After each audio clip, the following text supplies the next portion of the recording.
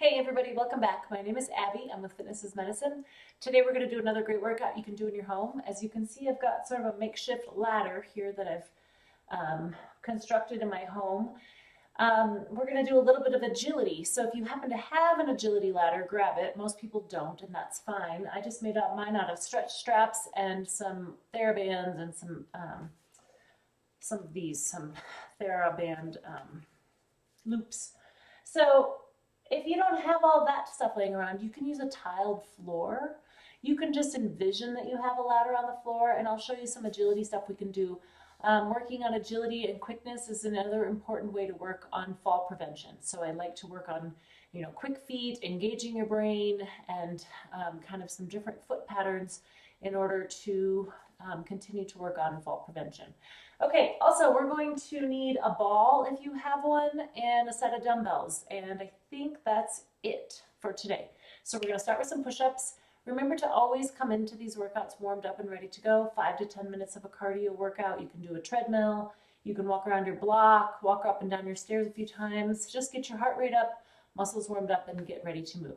Okay, so we're going to start with some push-ups. Remember to level these up or down depending on where you're leveled at. So you can start against a wall, you can start against a countertop, which I really like because it allows you to do really good form without shoulder pain or hand pain or just being too difficult.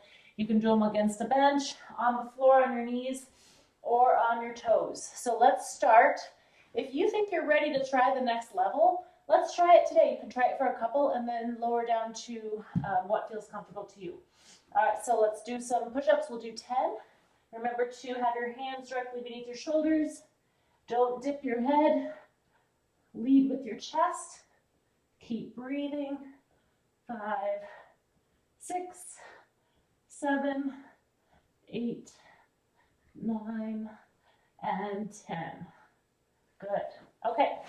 Next, we're going to do a ball squat with a shoulder press. If you don't have a ball, that's okay. You can do a squat with a shoulder press, or you can just do a squat all by itself and then a shoulder press separately. You don't have to combine these. It can be pretty challenging.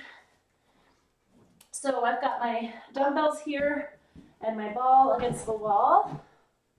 So I'm going to bring this up so I've got the ball in my low back, my dumbbells in my hands here. Remember, you want your feet a little bit further out than you think so that you have room to sit down into that good squat. So let's start with the dumbbells right at your shoulders. We're going to go down and then press up as you stand up. 2. Remember, you want your knees over your ankles. 4,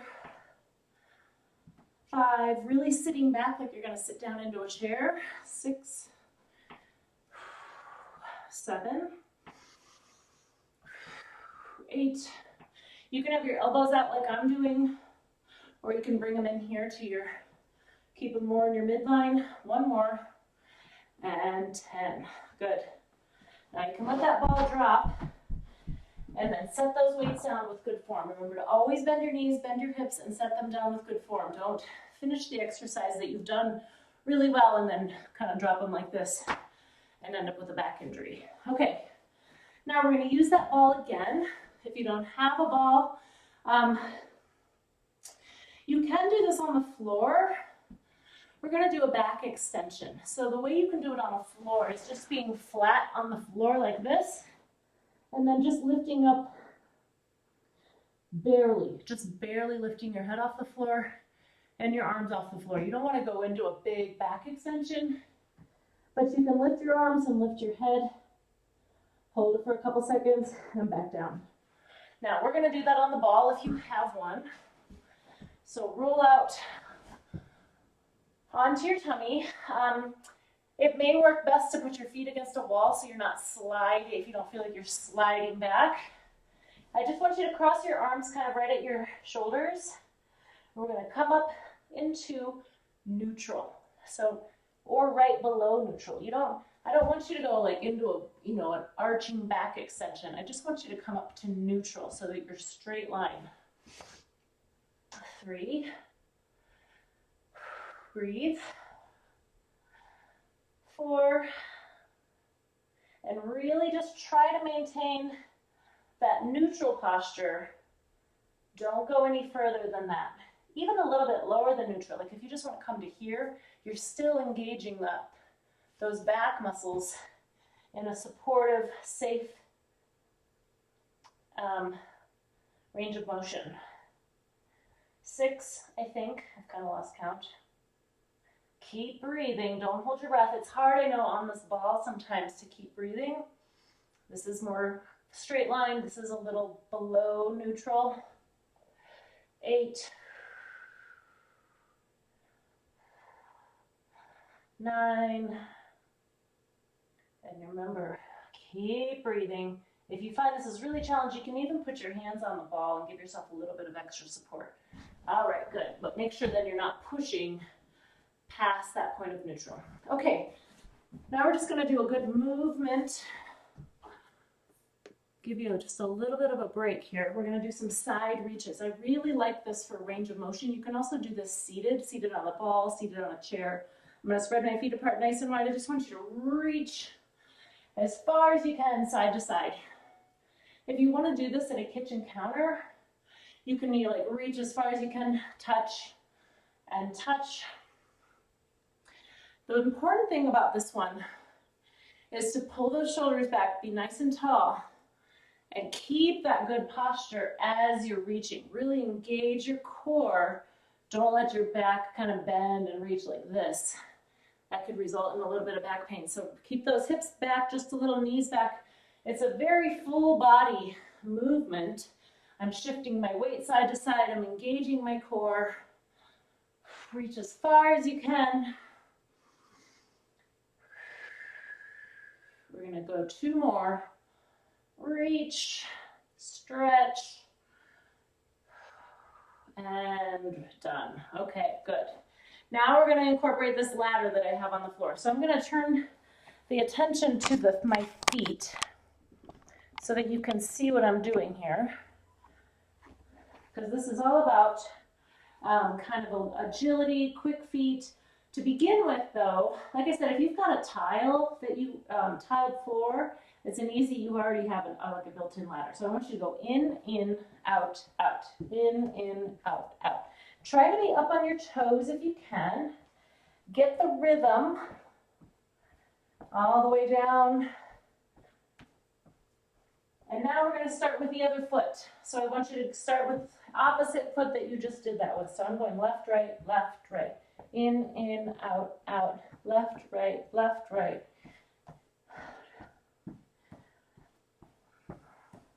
Okay, now, if you feel like you've kind of got that rhythm down and you're good, let's go back to your right foot, and I want you to try to pick up the pace a little bit.